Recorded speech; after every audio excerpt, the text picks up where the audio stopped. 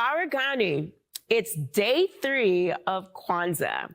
And today's principle is Ujima, collective work and responsibility. How do we uplift our community? How do we solve each other's problems? So what does collective work and responsibility mean for you, your family, and your community?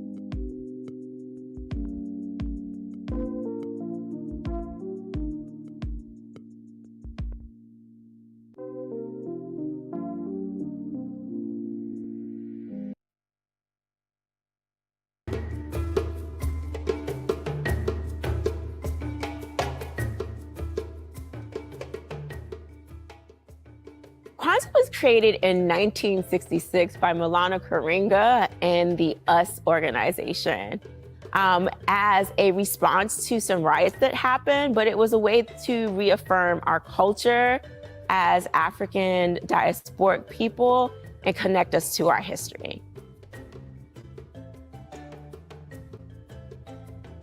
Kwanzaa was created as a way for us to celebrate and honor our African heritage, as well as to reaffirm and reinstill certain concepts within us, specifically the 7 core principles, which are the Nguzo Saba.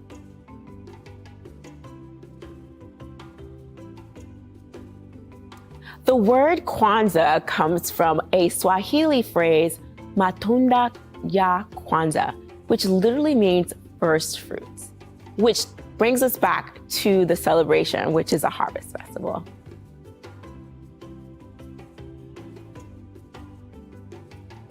Kwanzaa is a 7-day holiday for 2 reasons. One, it mimics a harvest celebration from South Africa that lasts for about 7 days. And it also allows us to really align with the 7 principles, the Nguzo Saba, over those 7 days.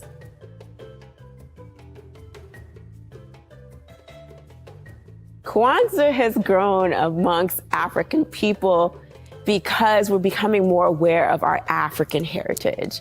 We're looking for something in terms of a holiday or a celebration that reflects that heritage and culture and history. It also allows us to remove the labels that we've been given depending on where we are on the planet and unite with Mama Africa as our baseline.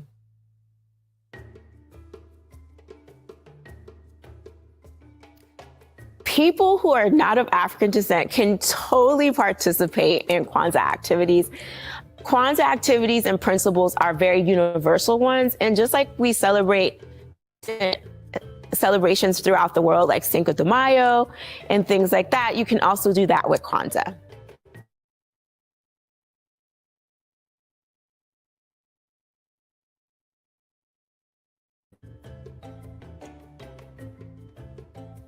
People can totally celebrate Kwanzaa and Christmas. Kwanzaa aligns people based on African culture, and it has no religious or spiritual context to it in terms of its overall meaning, whereas Christmas does have like the religious connection, but those two do not negate each other.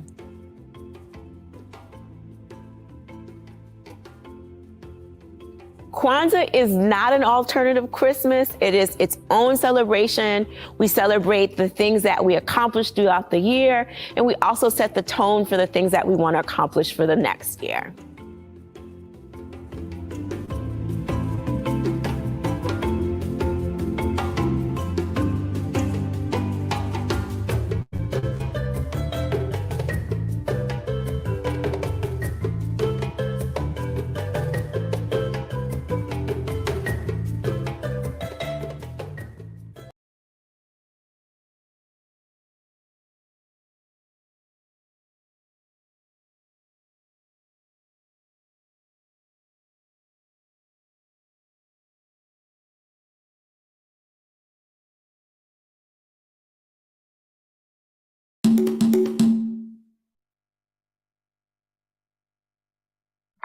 Happy Kwanzaa, everyone.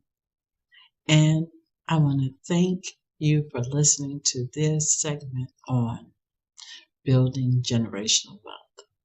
My name is Francess, and I'm the Executive Director of the Oniwosan Homes Junior Community Outreach Center here in Dallas, Texas.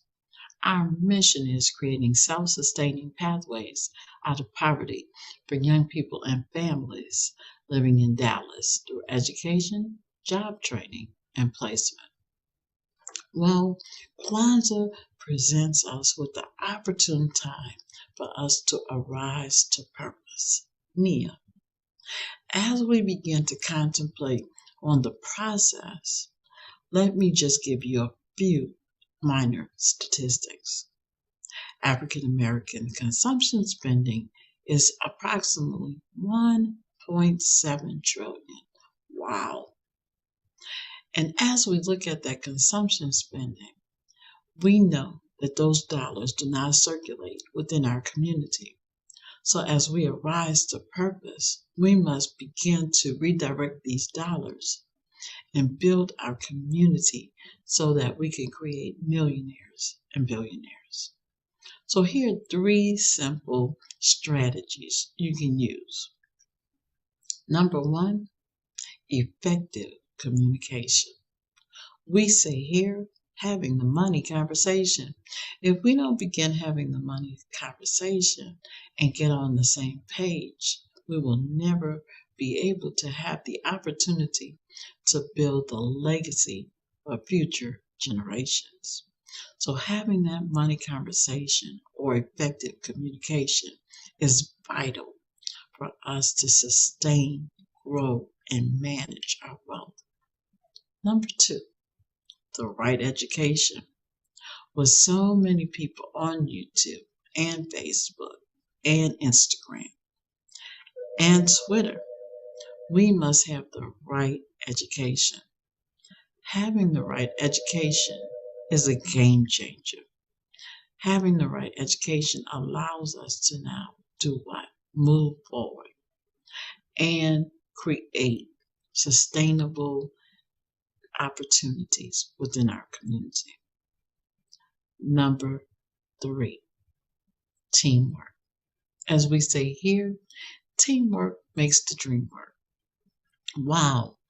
If we have the right team of people pulling together, Harambe, wow, we could do just incredible things. So teamwork is going to be essential for this next generation. Teamwork is going to be the game changer on how we can really pull together and make things happen. We can make it happen through investment clubs, co-ops, entrepreneurship, and many, many other asset classes by just working together. So I hope this little segment would help you. 3 basic things to pull. 1, effective communication. We all have to be on the same page if we're going to effectively do what? Build generational wealth. Number 2 is having the right education. With so many things out there, we have to vet the right sources. We have to vet people and see if they've done the work. And if they've done the work, you need to listen to them. But if they're with hype and they're just trying to sell you something, that's not going to be the best strategy for us to take. And finally, number 3, teamwork. Once we have the right team of people who are pulling together and bringing value to the community, teamwork will make the dream work. That's a game changer all in itself. Why? Because you can get so much done as a team. So I want to thank you for listening to this presentation. My name is Francess, Executive Director of the Oniwosan Homes Junior Community Outreach Center, located in Dallas, Texas. And to each and every one of you, arise to purpose as we pull together to build generational wealth. Thank you.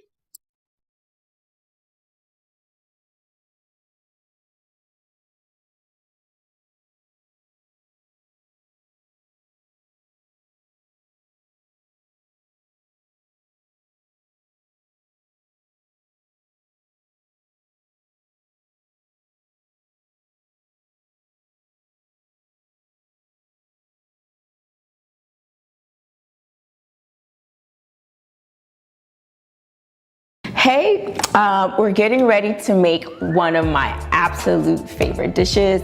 And one of the reasons why this is one of my favorite dishes is because there's different components that can be used outside of this dish.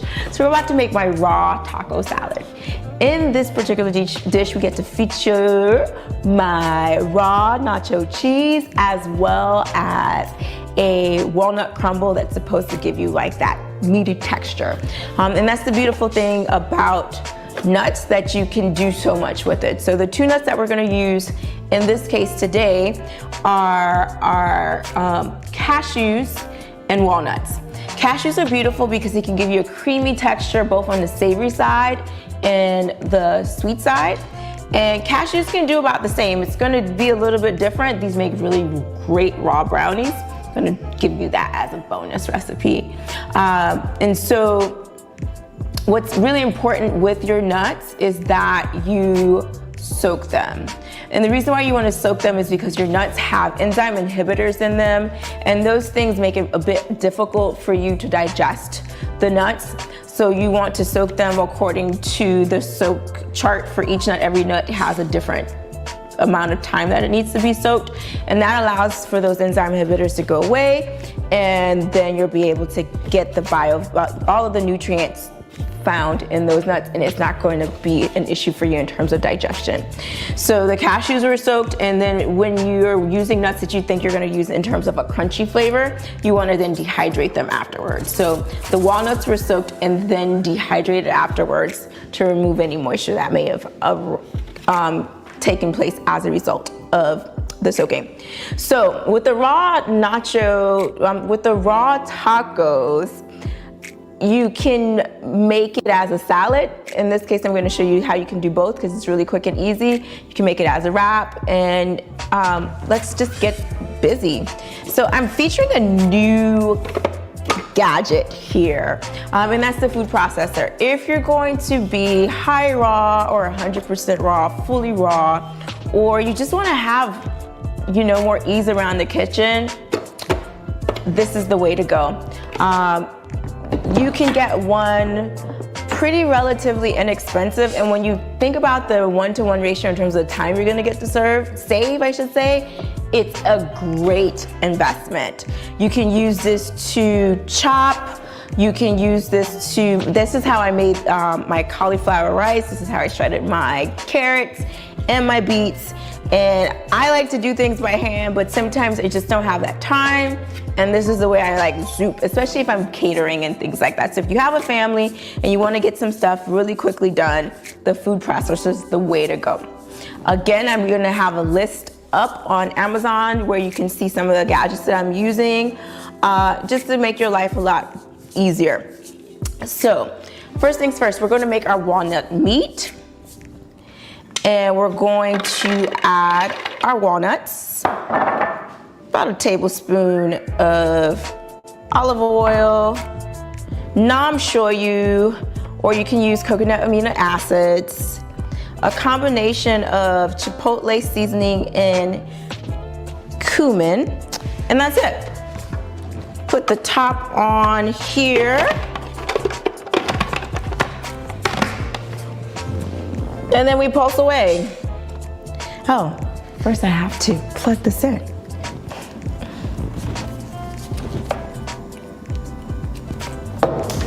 Okay, so we go from here and we pulse away.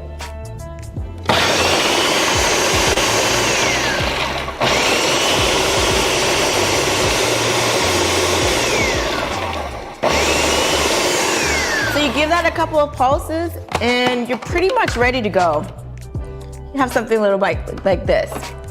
It may come off a feeling a bit salty, but when you combine it with all these veggies and things like that, it's not at all going to be really intense in terms of that. And so we're gonna move on to our nacho cheese. So I'm gonna take this out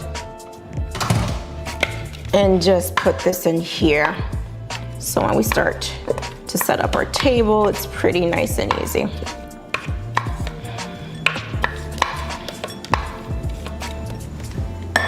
So that gives you that nice little crumbled, like beef crumble feel to it.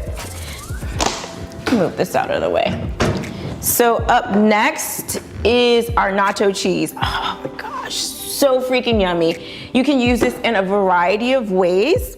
What's really important with this particular recipe is that you put your red peppers in first.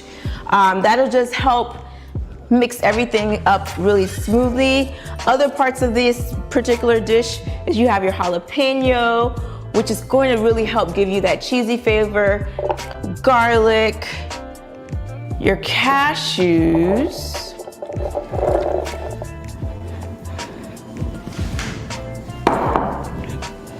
and about 2 teaspoons, I should say, of Himalayan sea salt. And of course, we can't forget our lemon juice. We're also going to add about a 1/4 cup of water, and maybe a little bit more depending on your blender and how smooth you want to make it. And from here, we just blend away. So this is one of those recipes for a vegan cheese that doesn't call for nutritional yeast. And it works really well. Like, you can't even tell that it's not included in this particular recipe.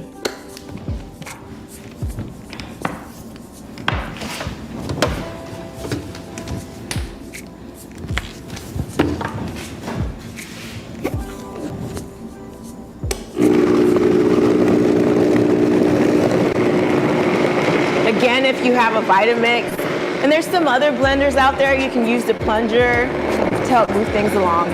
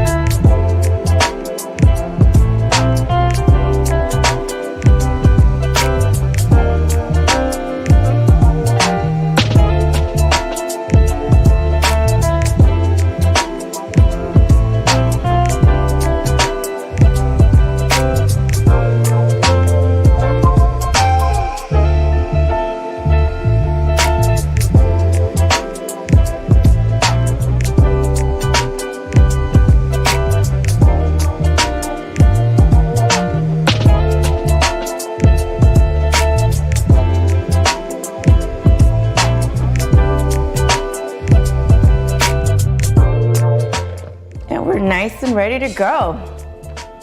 So this will serve as like our dressing, but you also can use this as a dip. In addition to a dip, if you want to make some raw vegan kale chips or even baked chips, you can lather your kale with this, and this gives you like a Cheeto feel to your kale chips. So I'm going to rinse this out really quickly, and then basically just pour this in here.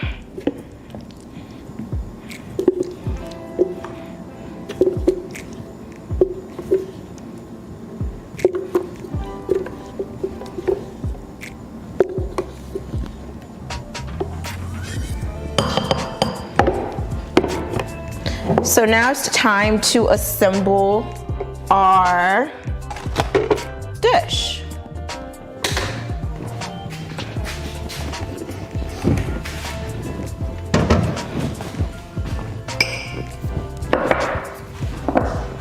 Just moving some of these things out of the way so you can have a better view and see what I have, what I'm working with in terms of the remainder of my ingredients.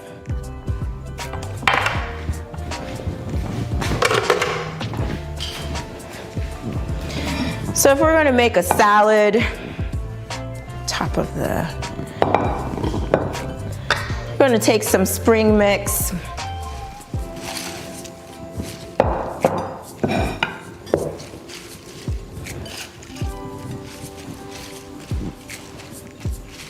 Then we start to layer. So then we can throw some tomatoes on top of there,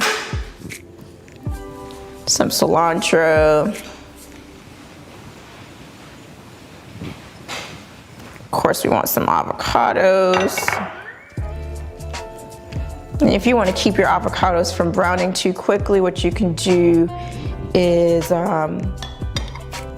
add a little lemon or lime to it, and then I'll slow that down. And I like to layer it more than once. So after I do this layer, then I'll come back in with a bit more cilantro, some more tomatoes, then I'll add my sprouts.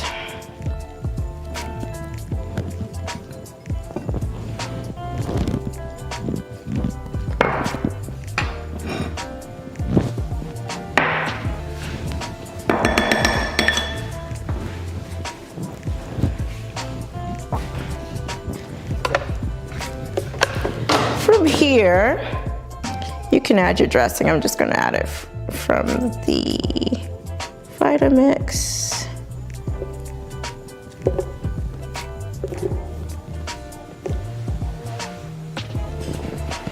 You can always put it in a different container and drizzle it on if you wanna get that effect. And so we have our salad. Pretty yummy, nice source of protein, and pretty filling.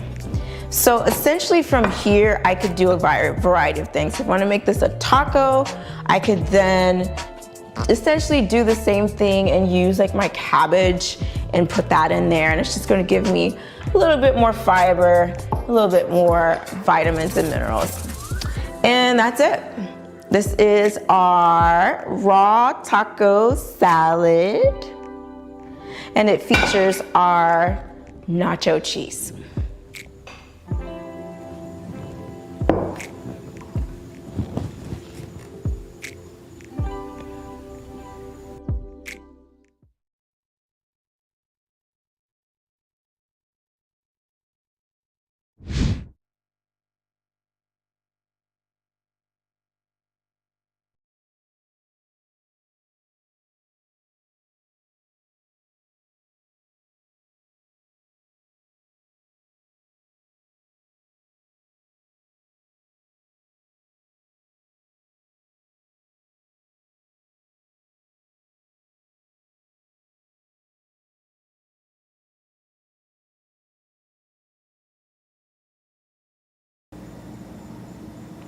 Hi there, this is Nzingah, getting ready to make one of our meals.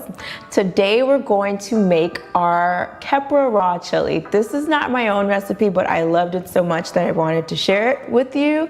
This recipe comes from Kepra, who's based in DC, who has an amazing raw vegan restaurant. So this recipe is really quick. We're going to have a few ingredients. First and main ingredient when we think of chili is chili powder. Then we have cumin, green onions, olive oil, red peppers, and jalapeno, or you can use a Scotch bonnet, corn, sun-dried tomatoes, and a cup of water, or you can use coconut water. And I usually use the same water that I soak the tomatoes in to make this dish. A bunch of parsley, and then we have more tomatoes and our sweet peppers. Also, avocado. So this recipe calls for a blender, more so Vitamix if you have one, but if you don't, you can make this recipe.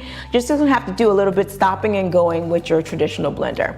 So let's get started. So we're basically going to put almost all of these ingredients into the blender. The only two items that we're not going to be placing in there is our avocado and our corn. So I like to start off with our tomatoes and then follow with the parsley.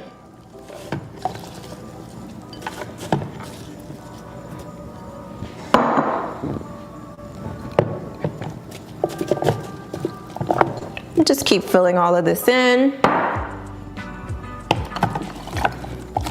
So if you have a traditional non-high-speed blender, you might gonna wanna do a little bit more work in terms of the chopping. I've done a rough chop just because I know that the Vitamix is gonna do a bit of the work.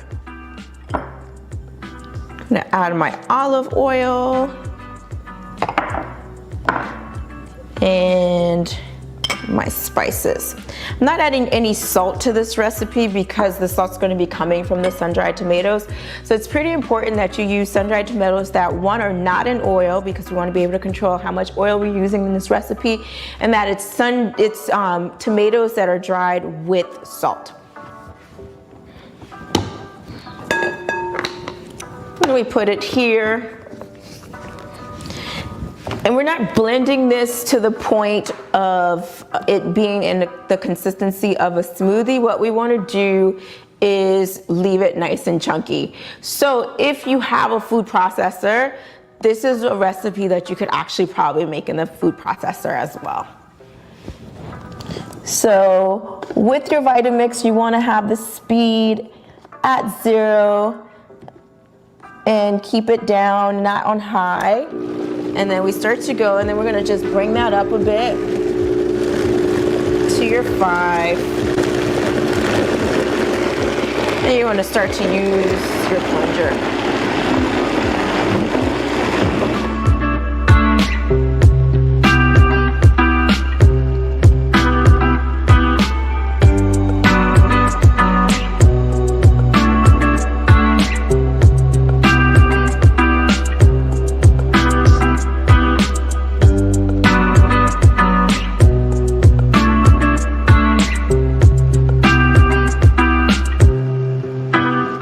That's a pretty good consistency. So if you were to have, again, a different type of blender that doesn't have a plunger, you're going to stop, turn off your blender, and then mix it around and then turn it back on. We're gonna do that one more time, starting again low.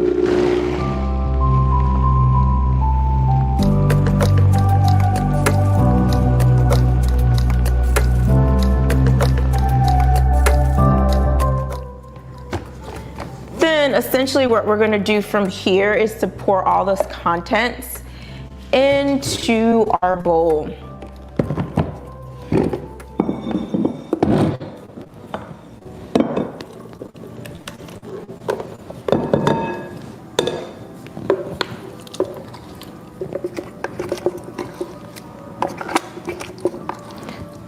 I also didn't state, you want to make sure that your sun-dried tomatoes have soaked for at least 10 to 20 minutes so that they're pretty soft when you're starting to do this work.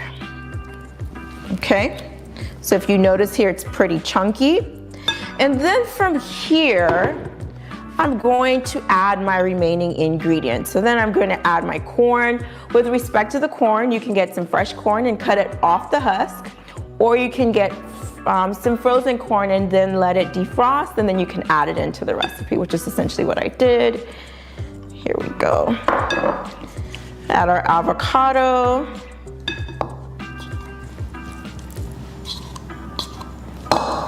Mix that around.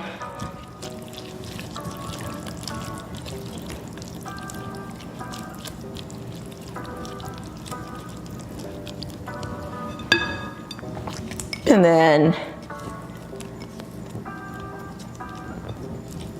ready to serve.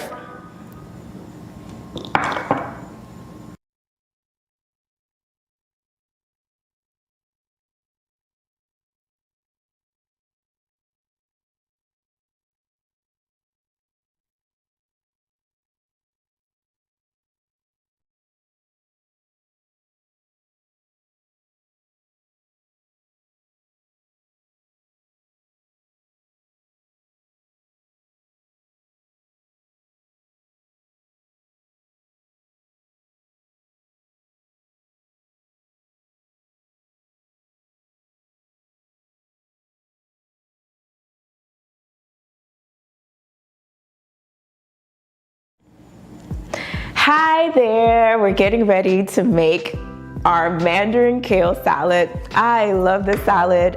It's for those of you who are like, ugh, kale. It's a winner. I've gotten a couple thumbs up on this particular salad from children who initially were like, what do you mean you're gonna want a salad? And then they followed up with, Mommy, can we go to Nzingah's house and have some of this salad? So I hope you enjoy it as much as those who have tried it have. Our key ingredients are kale, beets, carrots, sunflower seeds and raisins, mandarin oranges, balsamic vinegar, pink Himalayan sea salt,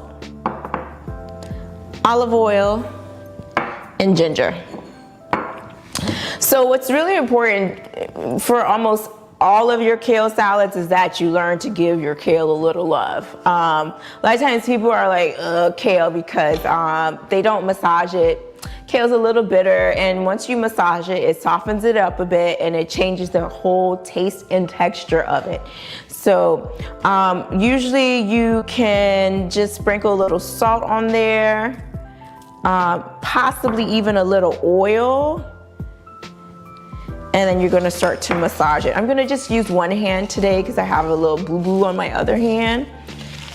And you wanna give it some love, maybe sing a song, play a song, and then you'll see a difference. Today I'm using red kale, but you can use the traditional green kale or this red kale. I wouldn't use dino kale in the case of this particular recipe. So if you notice as I'm massaging it, it's not occupying as much space in the bowl as it was before. And once you feel like it's greener, particularly if you're using green kale, then you'll see a difference in the color. The color will be a bit richer and darker. So if you notice, it looks a little bit more wilted.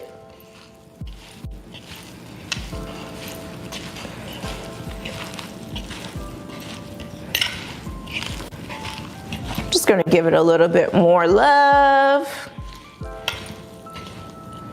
That's pretty good. And it's a nice workout for your hands, by the way.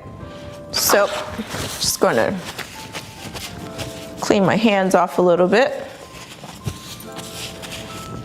Okay, so then from here I start to add my other ingredients. So I'm gonna add my beets, my carrots,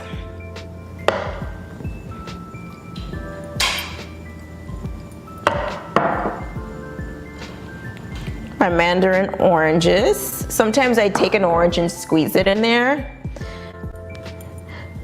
Add my ginger, little balsamic vinegar, and we mix that around. I feel like our food does a lot better when we use our hands, so I'm a big hand mixer. Just gonna make sure I add all that ginger in there. Sometimes I might drizzle a little agave or maple syrup on there to add a little bit more sweetness. Mix that around. Then I'm gonna add salt to taste. You can also use things like Spike or whatever seasoning that you use.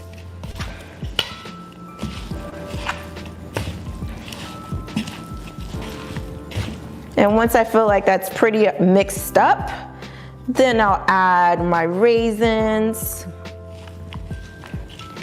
and my sunflower seeds. And that's pretty much it. So what's really critical with a lot of these dishes is I say salt to taste, because everyone has a different palate with respect to how much salt they're going to use. So especially if you're using pink Himalayan sea salt, you might not have to use as much salt as you would per se if you were using another salt. Himalayan sea salt, in my opinion, is a little saltier than like your traditional table salt. And it's also rich in minerals. So we'll have a conversation about that along the way. So once you've tasted a couple of times then you serve it.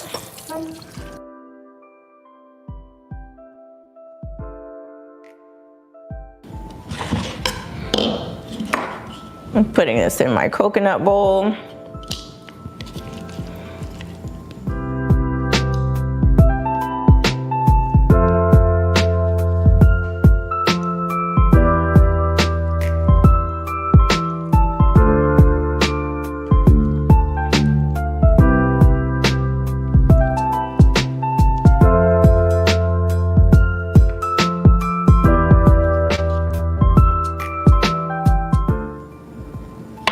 Maybe I'll just make this a little prettier.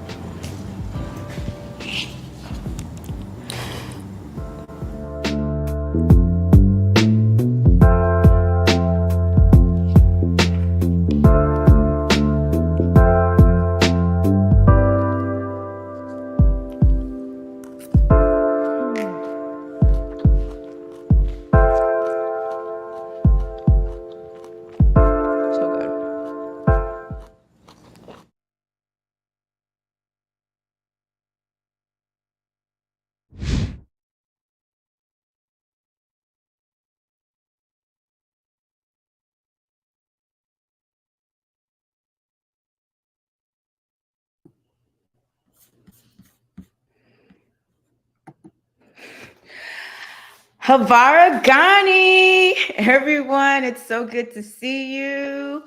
I am so excited to be with you here today for Ujima. And I wanted to tap in Ujima from my perspective. So I'm sort of like your main presenter for today. Again, our theme for this year is heal, plant, and grow. And when we think about collective work and responsibility, one of the things it says is making our sisters and brothers' problems our own problems. And so for me, like, I know that we have a huge health gap, right? And sometimes being well can be so overwhelming. And I try to make health and wellness accessible because we can't move forward as a community if we're being taken out by our health. And that was one of the things that stuck out to me. Some of our biggest and greatest scholars, for instance, John Henry Clark, became blind because of diabetes. And we have too many healers in our community who need to be doing that work in an intentional way. And so I kind of wanted to answer some of the questions that came up during the cooking demo. And I also wanted to just kind of talk a little bit more, like, throw your questions in the chat. Let me say that. Throw your questions in the chat if you have questions about what we demoed today. Throw your questions in the chat or your comment in terms of like, how does your purpose, how does your Nia work into our Ujima, right? Because I think sometimes we want to solve all the problems, because I used to be guilty of that 20 years ago. Like, yeah, I'm gonna save the whole world. And then I realized that I needed to like hone in into this place. And things like producing Kwanzaa is one of my sweet spots, right? Because as a healer, we need more activities that allow us a space to heal, plant, and grow, right? So throughout the week, we have all of these programs, workshops, and shows that are helping you to align with that, right? And reconnect with your purpose, reconnect with who you are, have time to commune. I know that we're in this virtual space, but we wanted to also make sure that this virtual space was intentional, which is why that we like say something in the comments, throw your questions on. And this is the first time we've had Kwanzaa in person in 2 years.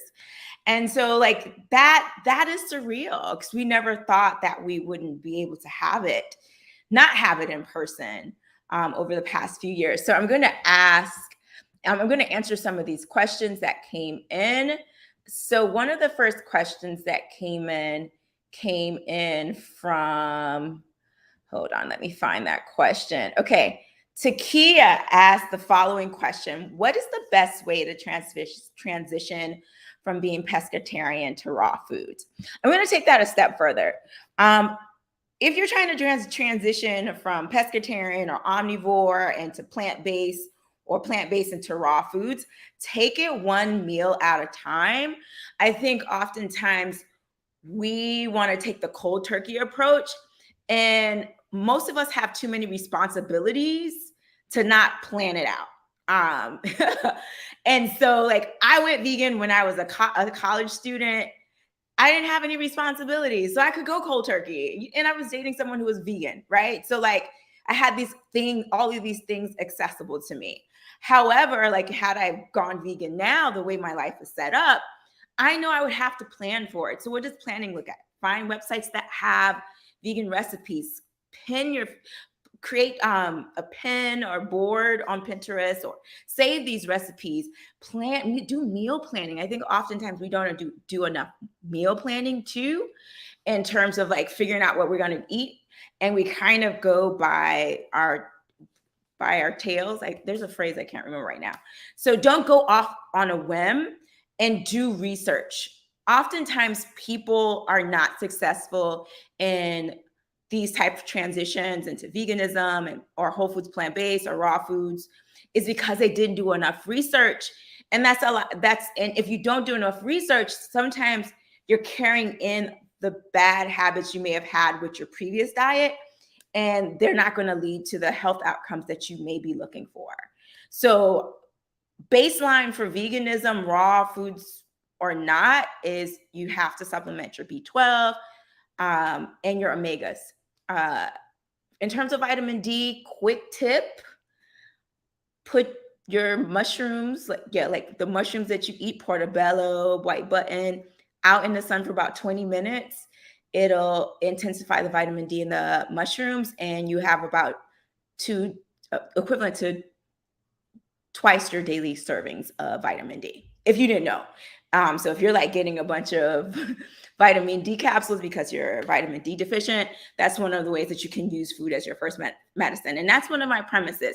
So when I say take it one step at a time with that transition, going back to that question, what I would say is take it a meal at a time. Okay, this week I'm just going to be doing all my breakfast raw, and then Google or look up or reach out to people that you know are experts in raw foods. What are the different ways that I can prepare breakfast, right? And then and once you feel comfortable with that, then you can start to add on other types of recipes, or you can hone in on a different day of the week. Let me say that, because there's a learning curve, and no one talks about the learning curve. And sometimes we throw away the skills that we had prior to transitioning, and those skills are still valid, i.e., season your vegetables like you seasoned your meat. It won't fail you.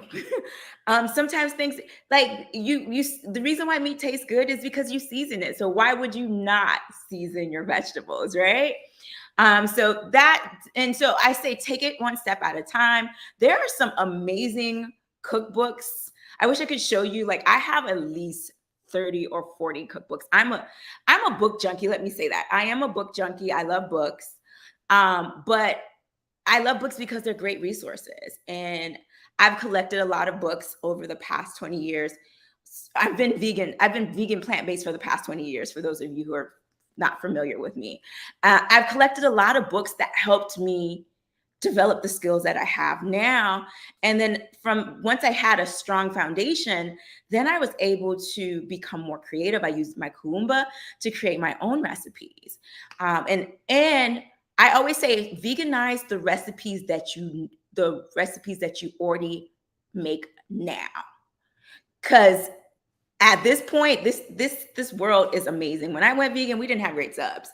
Like you have amazing subs for eggs, cheese, milk, you name it. So veganize those recipes first before you start to transition into recipes that you're not familiar with. You don't even know if you're going to like them. Like one of the things I've been thinking about is how, because I grew up Haitian and 7-Day Adventist, and went vegan essentially, and I was like in my early 20s, there's a lot of recipes I never tasted. And so when I see vegan versions of them, I'm not really, some of them I'm like, no, I'm good. I don't think I like that. And I will say that veganism has allowed me to open up my palate, because there's definitely things that I'm eating now that I would have never had before. But yeah, so those are some of the tips, planning. Those who fail to plan to fail. So make a plan, find meal plans. Again, if you go to Yes Baby, I Like It Raw, we have a free fall meal plan that's coming down this week, because we're going to put a free winter one up. I also have a plant-based 101 cooking class that is happening next month. You can join me online or in person, and it's actually on sale right now. So if you head to Yes Baby, I Like It Raw, because the sale ends tomorrow, that cooking class, this cooking series, breaks it down the way I suggested breaking it down. So one week we do breakfast, one week we do lunch and dinner, another week we do snacks and desserts, and that last week we really focus in on raw foods. So if you're looking for that resource, we do have that there for you. And it's on the front page if you scroll down. So that is another resource if you want some more hands-on support in that transition. And the way that class is set up is in such a way that our cooking time is part of our meal prep time. So the classes are every Sunday for the month of January. So that when you leave the class, if you're preparing from home, you have some things that you will be consuming throughout the week, because we're not cooking for an individual, we're cooking so that we can do batch cooking. So, and that's another tip too, because I think sometimes for those of us who are trying to be healthier, we don't know how to batch cook very well, and we want to cook several meals every day. Or maybe I'm speaking from my perspective as being Haitian, and I had a grandfather who wanted fresh meals every day. So let me not say that. But, there's ways that you can take like a pot of quinoa and make 3 different recipes. So that's what I mean by batch cooking. Like there's some things that you can make a lot of, but then when it shows up on your plate, it's different. It's not like, oh no, I'm eating another thing of quinoa. Okay, so let me go to the next question. Any questions? Okay. Hold on. Oh, it's a bunch of questions here. Okay. Okay, there was a question. I want to make sure I answer that question.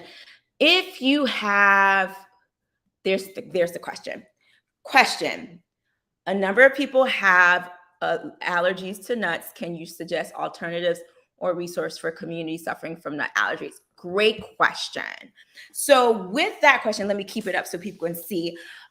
With nut allergies, a lot of people or clients that I have who have nut allergies can actually consume sunflower seeds.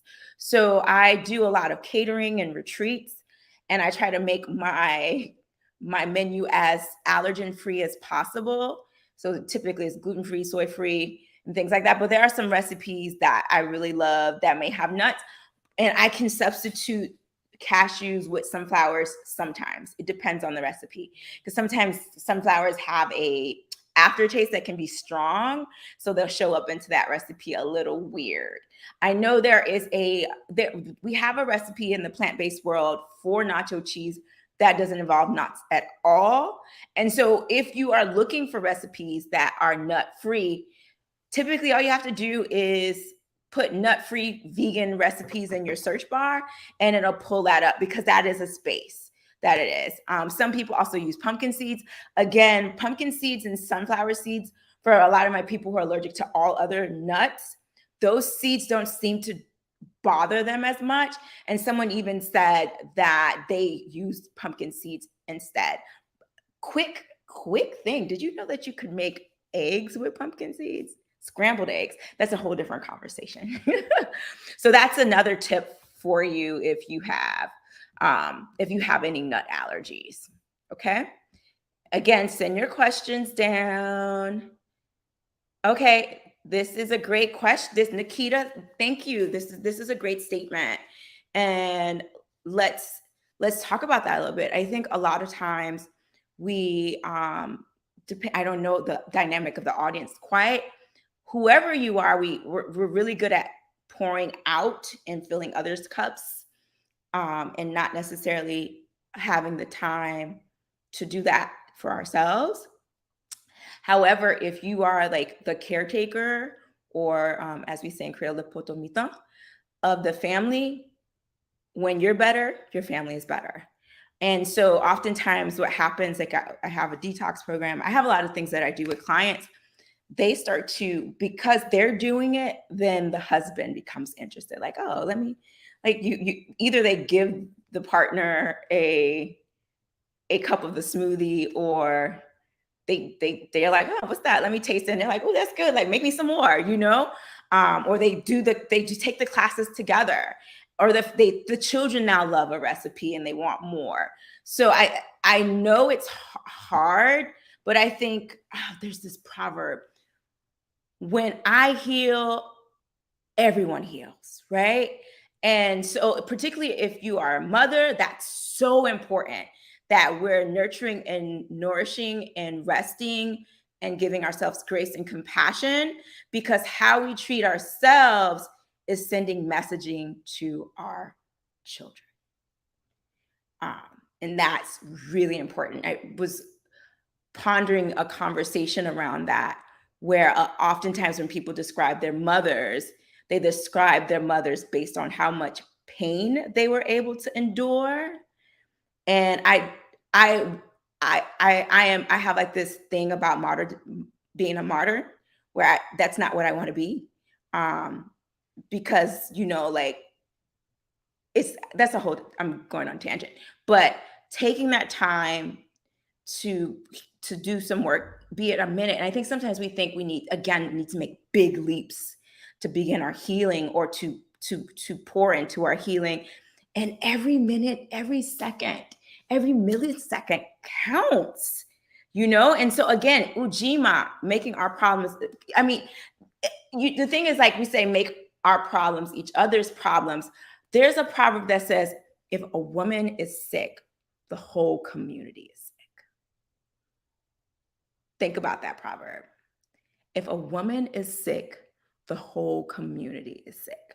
And when we think about the role of women in our communities, oftentimes they're the caretakers. And if they're not at their best, how do we make sure that everyone else is okay? So Afro Native World, greetings to Star and Nzingah. Do you have a restaurant in mind? Looks really tasty, and I'd love to.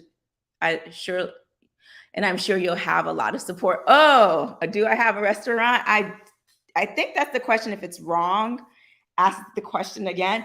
I do not have a restaurant. I do a lot of catering and private chefing and classes. So a lot of clients order food from me. My goal is to have a couple of things for the market. So if you want to taste some of the food, my goal is to have some food there. So just stay tuned for that. And there's a lot of restaurants that I support locally. Thank you for that question. And if I misread it, just ask that again. Okay. So everyone should find blood type and body nutrient profile before going completely raw vegan or vegan. What I say in this health and wellness world, backstory, I did not become vegan by chance. I was a very happy omnivore, very happy. However, I went vegan 21 years ago because I was addressing a health issue. I was diagnosed with a brain tumor when I was 11, 12, followed by PCOS, and then an autoimmune disorder called scleroderma. And that began my journey so that led to the journey that started 21 years ago in terms of my healing.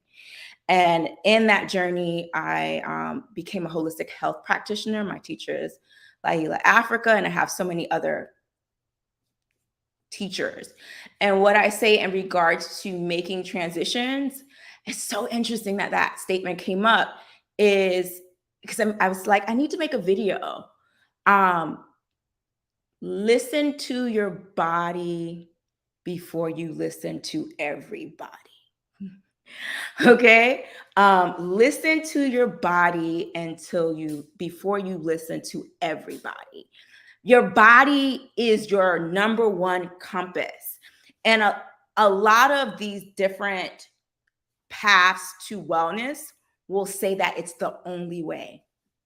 And if that was the case, everyone who's not on that path would be dead right now, right? What may work for me might not work for the next person. But how do you know if it works for you? Learn how to listen to your body. How does your body respond when you eat something? Do you get bloating? Do you have a breakout? Do you get mucus in your nose? Does your eczema flame up? And what we always say in this holistic world is you got to tune in. And if you're not tuned in, you can also do a muscle test.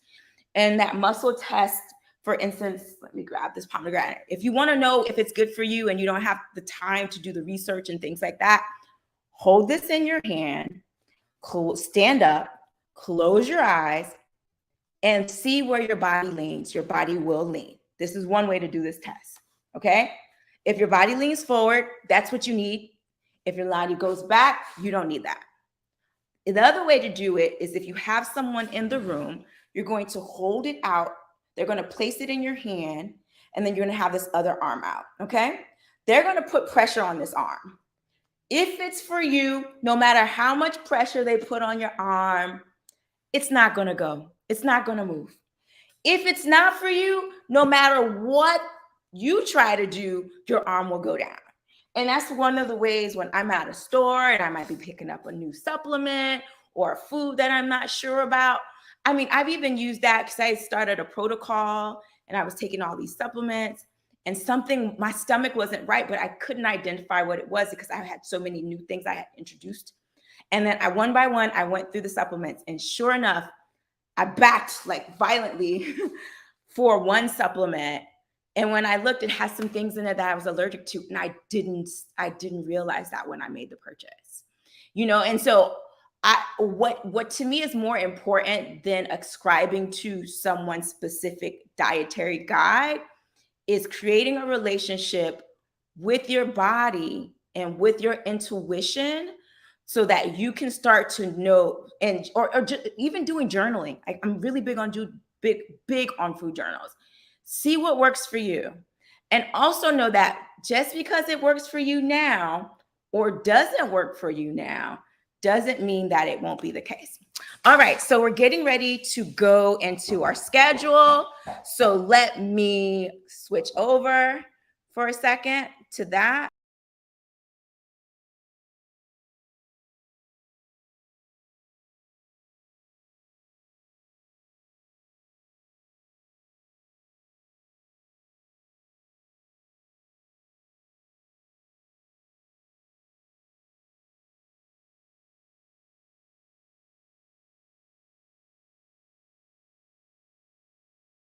So today our schedule is a little bit later in terms of our evening activity. We're doing some networking, we're going to be playing some games, and then we're also going to be doing this amazing workshop with Dr. Ramona LaRoche, where we explore Ujima through making bookmarks. So we hope to see you there. Also tomorrow, what you can do is come and support us at our marketplace. We have different local vendors who are going to be there, and we have tons of classes. When I say tons of classes, we have transitioning into a plant-based diet. We have Ivy Bennett, who is going to help you get out of debt. She is like really successful. I think she's like eliminated over $20,000 worth of debt. So I was like, yeah, we have to have you here because I think a lot of people could use that information. We also have, who else do we have? We also have Sunny, one of our local vegan chefs. She's going to be doing a 30-minute food demo that's live, where she's going to show you how to make quick, easy vegan recipes, and you get to taste them. Barbara Jacques of Shop Organics will be also doing a demo for you guys. And then I'll be teaching a West African dance class to end the day. And then Friday is our big show. We have a show. We're in the auditorium. We have amazing performances lined up for you. We also have a continuation of the marketplace. And then, we're going to take it out with a bang on Saturday with all these amazing workshops to help you become more creative. So, okay, I just saw there was one more question, so I'm going to answer that question. And then we're going to sign off, and I hope to see a lot of you this evening at 5 o'clock. Okay, I love raw food and juicing, but am chronically neutropenic, low white blood cells. My research shows raw foods is best to be avoided. Any suggestions? That is a question that requires more information. So, so the way I was trained, certain questions it's hard for me to answer because there might be other factors that are causing it. And so we always say, this is the symptom, but there's a root. And so there's another proverb. I'm really big on African proverbs. Don't look where you fell, look where you slipped. Don't look where you fell, look where you slipped. And in my approach to holistic wellness, your symptom, I could address the symptom, but why is that symptom there? What's the root cause? And so that's why I'm saying I would need more information.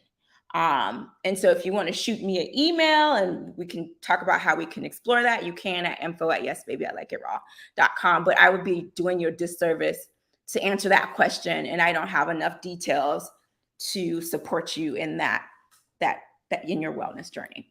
So thank you again for everyone who joined, and have a wonderful and beautiful day. Harambe!